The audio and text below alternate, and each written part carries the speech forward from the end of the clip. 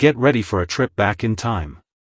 Today, we're uncovering the lesser-known twists, turns, and behind-the-scenes drama that turned Happy Days into a pop-culture phenomenon. Strap in for a riveting look at 20 surprising events that made this classic sitcom shine. 1. An ambitious concept and the pilot that almost disappeared. It all began when Gary Marshall, a creative mind bursting with comedic ideas, was approached by two Paramount executives, Michael Eisner and Tom Miller. Initially, their pitch for a new sitcom focused on the 1920s or 1930s, eras known for flappers, jazz, and silent films. But there was a catch. Gary Marshall candidly admitted he had almost no personal insight into those bygone decades. Instead, he proposed something much closer to his own upbringing, the vibrant, optimistic 1950s. With his typical blend of humor and heart, Marshall crafted a story about a Midwestern family that had just bought the first television in their neighborhood. Imagine the novelty of that, neighbors dropping by to gawk at the screen, and the family's teenage son cleverly using the new gadget as a girl magnet. This whimsical pilot was steeped in the wholesome allure of the 50s, diners, poodle skirts, and the dawn of rock and roll. But not all Hollywood dreams come true on the first try. The show's network wasn't instantly impressed, so the pilot got shelved. Eventually, it was aired as a segment on Love, American Style, a comedy anthology Gary Marshall later dubbed the dumping ground for misfit pilots. Ironically, that misfit would soon become the iconic Happy Days. 2. How American Graffiti ignited 1950s fervor. In 1973, a film by a young director named George Lucas took Hollywood by storm, American Graffiti.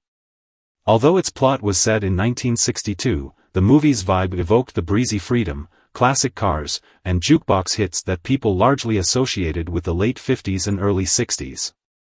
Critics praised it, audiences flocked to theaters, and it even snagged an Oscar nomination. This surprise success sparked a resurgence of interest in mid-century nostalgia.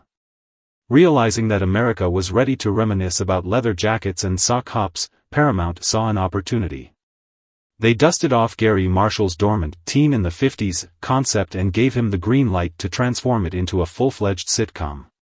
At first, Marshall considered calling the show Cool, but test audiences linked Cool to cigarette brands, something the producers wanted to avoid.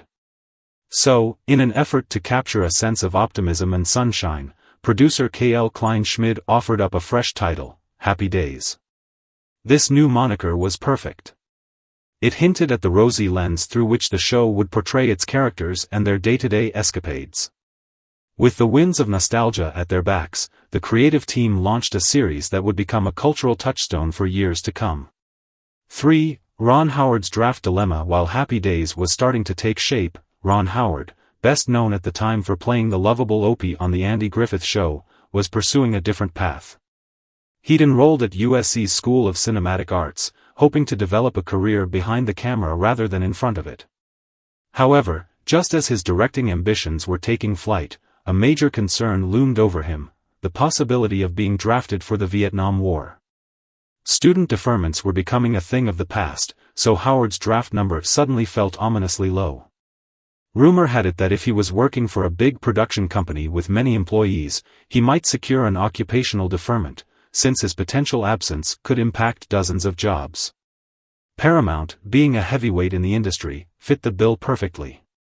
So, when the studio urged him to star as Richie Cunningham, Howard found the proposition too practical to refuse.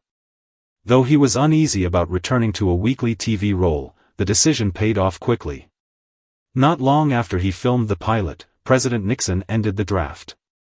With that worry out of the way, Ron Howard could finally exhale, and pour his energy into what became his breakthrough portrayal of the ever-optimistic Richie. 4. The Showdown, Henry Winkler vs. Mickey Dolenz. Picture this: Henry Winkler, an actor hungry for his next big role, arrives at a callback audition for a character named Arthur Fonzie Fonzarelli. He checks out the competition and sees Mickey Dolenz, the charismatic drummer from the Monkees. Winkler's heart sinks. After all, Dolenz had stardom on his side. Could Winkler possibly beat such a famous rival? Tensions were high, but Gary Marshall had an eye for detail. One of the central reasons Happy Days worked so well was its visual chemistry among the ensemble cast. Standing at about 6 feet tall, Mickey DOLENZ dwarfed Ron Howard. Meanwhile, Henry Winkler was only 5 feet 9 inches, giving him a more balanced on-screen dynamic with Howard. That subtle difference in height turned out to be Winkler's secret weapon. Of course, Winkler also brought a unique energy to the role. Even in auditions, he revealed a hint of Fonzie's quiet confidence mixed with a playful, streetwise edge. The producers could see that spark. And so, the role of Fonzie went to the less famous but perfectly cast Henry Winkler. What initially seemed like an impossible contest ended up setting the stage for one of television's most memorable characters, and gave Happy Days a cultural icon. 5. Henry Winkler's long road to dyslexia diagnosis. As a child growing up in a strict German household, Henry Winkler struggled mightily at school. Unable to read or write efficiently, he faced constant beratement from his parents, who dubbed him Dummhund, or Dumb Dog. This label gnawed at his confidence. Little did anyone know at the time, he was grappling with dyslexia, a condition barely understood in mainstream education back then. It wasn't until he was 31 and already a working actor in Hollywood that he finally discovered the root of his lifelong challenges. Dyslexia explained the frustration he'd carried around for decades, as well as his unorthodox methods of memorizing lines. When Winkler went to audition for Fonzie, he was handed a script with a mere 6 lines. Still, he found himself stumbling through the text. Rather than fumble on each word, he spontaneously improvised. If you can picture it, he offered a charming smirk and ad-libbed in a way that felt true to Fonzie's swagger. "I'm just giving you the essence," he told the producers, "and if you hire me, I'll do the lines exactly." That fearless spontaneity worked in his favor, kickstarting a legendary career, and helping the world see dyslexia in a more compassionate light. 6. From Rock Around the Clock, to the beloved theme song when Happy Days burst onto TV screens, it borrowed a slice of rock and roll history for its first episode, Bill Haley and His Comets' Rock Around the Clock. The iconic song had once ruled the Billboard charts for 8 weeks in 1955, making it an ideal way to transport viewers to the heyday of drive-in diners and soda shops. However, licensing the original recording came at a premium, so the show's producers were strategic in how they used it. After that debut airing, the team decided to craft their own version of the opening theme to avoid continued high licensing fees, and to put a personal stamp on the series. They recorded a new version of Rock Around the Clock, which took over for the next season. Eventually, from season 3 through season 10, a catchy tune called simply Happy Days became the show's official anthem. This feel-good, sing-along track captured the essence of the show's playful spirit, leading many viewers to hum it long after the credits rolled. By the final season, the producers gave the theme another makeover, adding a slightly modern spin. Yet, no matter how they refreshed it, the music remained the perfect nostalgic gateway into the show's cheerful universe. 7. Real-life people who inspired the characters. Gary Marshall had a clever way of injecting reality into his fictional world. He'd borrow names and traits from people he knew. Take Patsy Weber, for example. That goofy, well-meaning friend of Richie's got his quirky nickname from someone Marshall's wife had known in school. Authenticity like that can give a character just enough real-life grounding to make them feel genuine to viewers. Meanwhile, the wholesome redhead Richie Cunningham was partly inspired by a boy who attended the same church as Marshall, known for being consistently polite and well-liked. This real-life parallel helped shape Richie into an all-American everyman, a template that resonated with audiences from coast to coast. Marshall also mined his personal memories for other characters. The surname Arcola, famously adopted by Chachi Arcola, had origins in a street name where the Marshall family once lived. This playful tweak was a nod to Marshall's own journey, weaving a thread of autobiography through the show's comedic tapestry. Such naming choices weren't random or purely whimsical, they formed an invisible bridge between the world of Happy Days and the viewers at home. By grounding the sitcom in relatable tidbits, Marshall ensured fans would feel like they were part of the Cunningham family's extended neighborhood.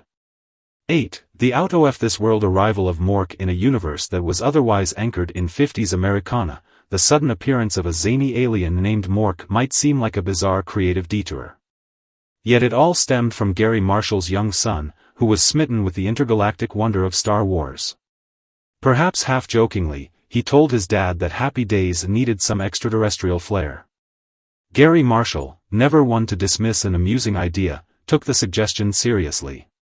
Enter Robin Williams, a then relatively unknown comedian who was cast as Mork from Ork for the episode, My Favorite Orkin.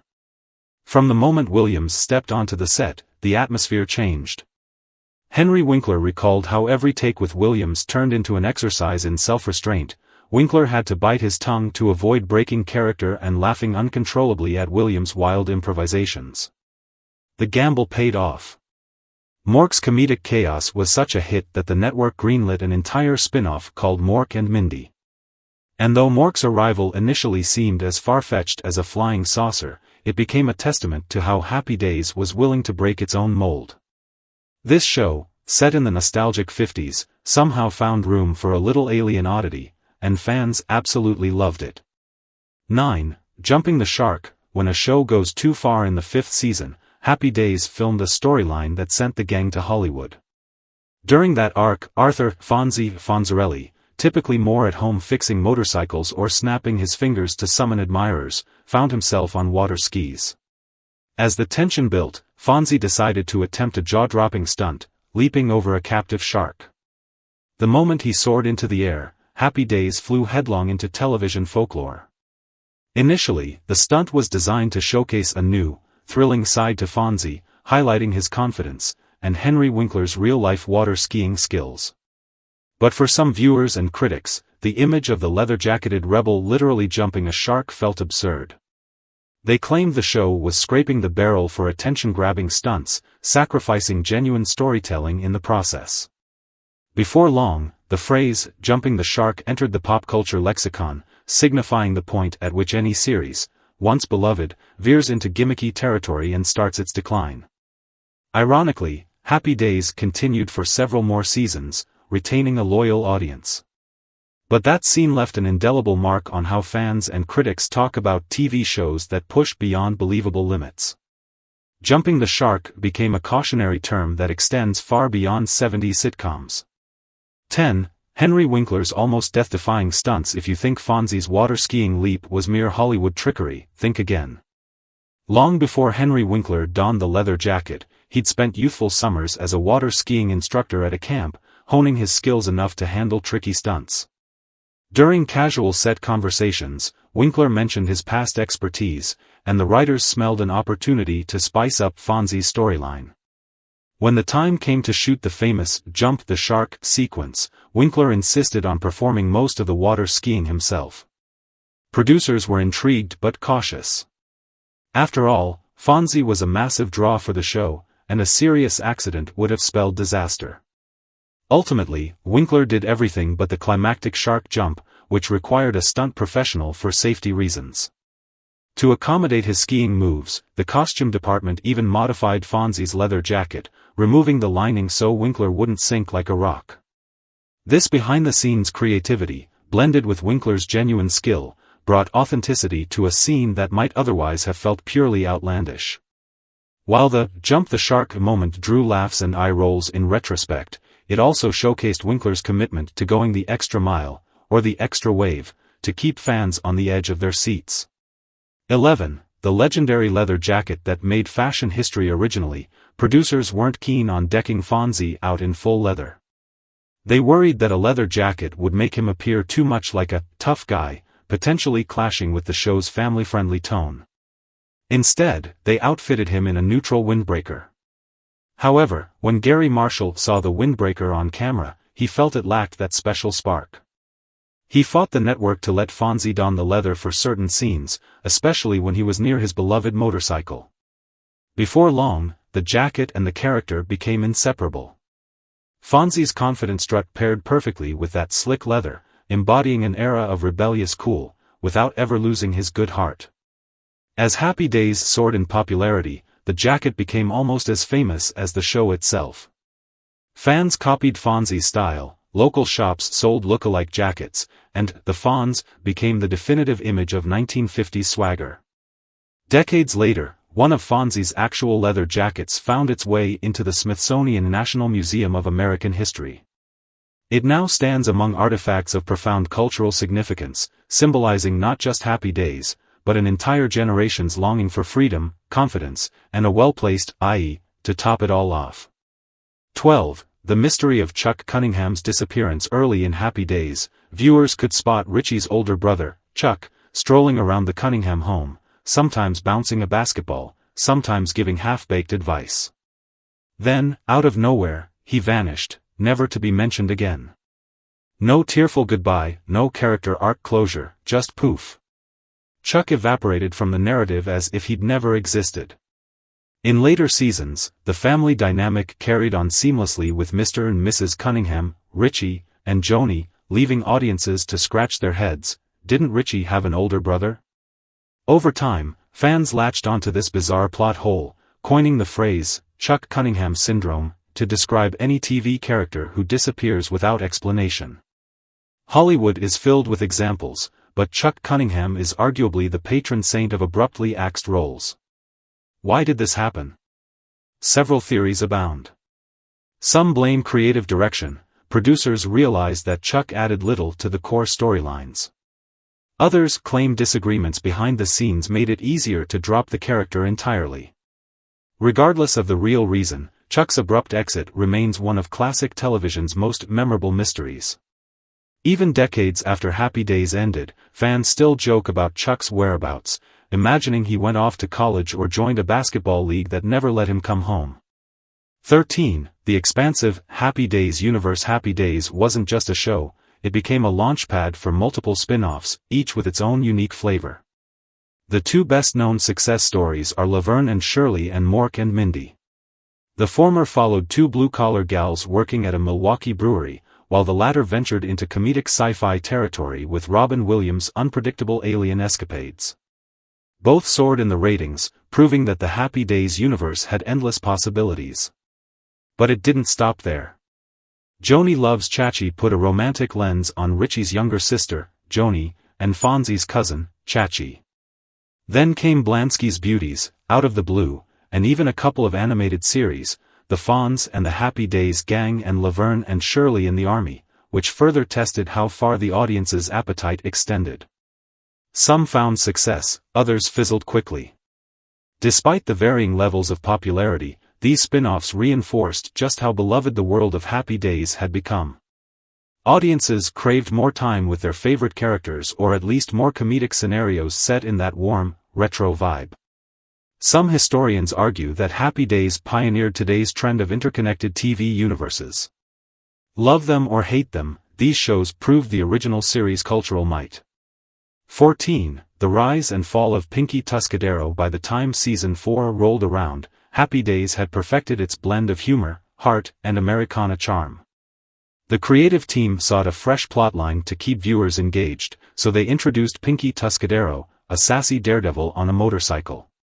Pinky was envisioned as Fonzie's equal, someone tough, cool, and unabashedly bold. Portrayed by Roz Kelly, Pinky quickly became the talk of the town, with fans eager to see if she would tame Fonzie's roaming heart. Behind the scenes, however, the atmosphere was less harmonious. While ABC executive Fred Silverman championed Roz Kelly, seeing in her the potential for another spin-off or extended storyline, rumors surfaced that Kelly's strong personality clashed with Henry Winkler and other cast members. Tension built up, making on-set collaboration difficult. In a show that prided itself on warmth and camaraderie, such friction stood out like a sore thumb. Eventually, the writers opted to quietly phase Pinky out.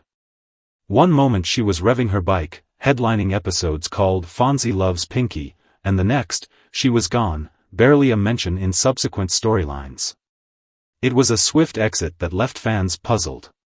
Pinky's short-lived arc became a reminder that not every character, no matter how flashy, is destined for Happy Days immortality. 15. Grown ups in high school. One of the show's best-kept secrets is that many of the actors playing teenage characters were far from being actual teens. Indeed, the comedic premise put them in high school hallways and malt shops, but in real life, they were well into their 20s. The biggest age gap belonged to Henry Winkler, who was pushing 30 when he slipped into Fonzie's boots. Yet his cool factor was so strong and his performance so convincing that hardly anyone questioned his high school persona. This practice was, and still is, quite common in Hollywood, cast members who can embody youthful energy and pass for younger on screen. It saves production from logistical hurdles of working with minors, like child labor laws and restrictive hours.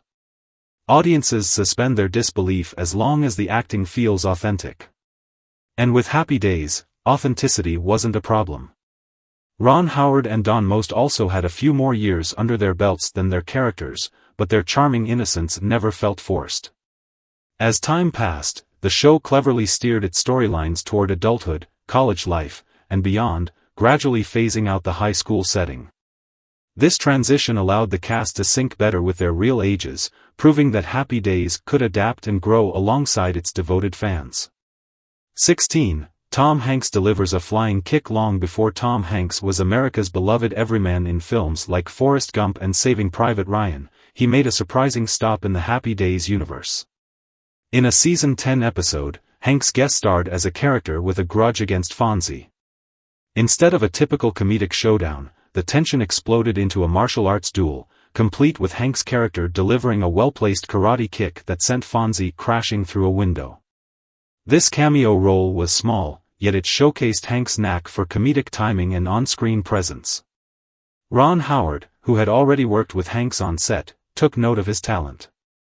When Howard transitioned into directing, he remembered that charismatic newcomer. Not long after, he cast Hanks in Splash, the 1984 fantasy rom-com that launched Hanks onto the A-list. The irony is that Happy Days, which was so firmly rooted in nostalgic family fun, became the training ground for a man who would later become one of Hollywood's most respected actors and directors. If you watch the episode today, you'll see a glimpse of that early spark, a reminder that even a simple cameo in a classic sitcom can open the door to a remarkable career trajectory. 17. The origin of EEEH. One cannot talk about Fonzie without mentioning the trademark exclamation "EEEH" that became a cultural catchphrase. It's the sort of wordless expression that can mean "everything's great," or "I approve," or even "check me out," in the span of one syllable. Interestingly, this outburst sprang from Henry Winkler's real-life habit. He often used "EEEH" in casual conversation to show delight or agreement, and it naturally seeped into Fonzie's persona. Once it hit the air, the phrase developed a life of its own. It was repeated on talk shows, in playgrounds, and around water coolers. Merchandise like T-shirts emblazoned with EEEH popped up, reflecting the show's massive cultural impact. For viewers who grew up with Fonzie, that single-syllable shout could brighten any day. In many ways, EEEH epitomizes the spirit of Happy Days, simple, fun, and bursting with positive energy. Whenever Fonzie let it rip, it was a signal that all was well in the Cunningham world.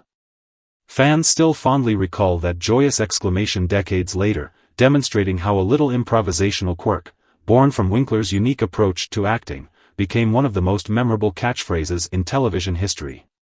18. The all-star softball team. Gary Marshall believed that a tightly knit cast off-screen could translate to irresistible chemistry on-screen. With that in mind, he dreamed up a friendly softball team comprised of Happy Days cast and crew. This wasn't just a casual weekend pastime, they actually organized competitive matchups against other celebrity teams, occasionally performed at Major League Baseball exhibition games, and even traveled to military bases overseas. Imagine your favorite TV personalities from Happy Days stepping onto a diamond in matching jerseys, laughing, high-fiving, and maybe even talking smack to the opposing pitcher. Fans who attended these events got a double dose of entertainment. They could cheer on their beloved actors and witness comedic banter that felt like an extension of the sitcom itself. For the cast, it was a chance to unwind from the pressures of a high-rating show and bond as teammates. Their goodwill tours in places like Europe and Japan also brought slices of American pop culture to service members abroad. The players shared laughs with troops, boosting morale and bridging cultural gaps. Today, this tradition stands as a heartfelt reminder that the camaraderie behind Happy Days was more than scripted, it was real-life teamwork that reached far beyond the studio lot. 19. The 2011 lawsuit that shook the nostalgia. Though Happy Days ended its original run in 1984, its legacy marched on through syndicated reruns, merchandise, and all sorts of nostalgic throwbacks.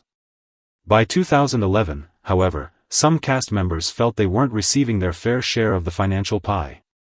Anson Williams, Potsy, Don Most, Ralph, Aaron Moran, Joni, Marion Ross, Mrs. Cunningham, and Tom Bosley's widow banded together to file a lawsuit against CBS and Paramount. Their claim centered on merchandising revenues, particularly those from slot machines that featured images and themes from the show. Initially, they demanded $10 million in compensation. The headline set fans abuzz. How could the beloved Cunningham family end up entangled in such a public dispute? As the case wound its way through legal channels, it exposed long-standing issues about actors' rights in an age where reruns and memorabilia remain profitable for decades. Ultimately, the group reached an out-of-court settlement, with each receiving a reported $65,000. While not the jackpot they'd hoped for, it was a telling reminder that the magic of a beloved series doesn't necessarily translate into endless profit for its original stars. Even so, fans continued to treasure the show's warmth, a testament that the real heart of Happy Days outlasted any legal squabbles. 20. Closing the curtain on Happy Days secrets after discovering the inspirations behind key characters, the near fiascos with pilots and stunts, the hidden truths about absent brothers, and the comedic brilliance of rising stars like Robin Williams and Tom Hanks, it's clear Happy Days was more than just a nostalgic sitcom. It was a springboard for talent, a cultural touchstone for multiple generations, and a testament to Gary Marshall's knack for crafting stories that radiate warmth and optimism. Through these lesser-known behind-the-scenes tales, we see a portrait of a cast and crew who poured their hearts into making each episode feel like a timeless family gathering. Despite occasional creative clashes and surprising decisions, the show left a lasting imprint on American entertainment. Even today, fans revisit the friendly faces at Arnold's Drive-In, recall Fonzie's smooth moves, and hum along to that iconic theme song. Happy Days may have wrapped decades ago, but its legacy of laughter and togetherness keeps rolling on. The more we revisit these stories, the more we find ourselves smiling at the timeless charms and hidden depths. If you enjoyed this deep dive, be sure to like this video, comment with your favorite Happy Days memory, subscribe to the channel for more classic TV insights, and share it with anyone in need of a smile. Thanks for watching. Now go out and make your own Happy Days.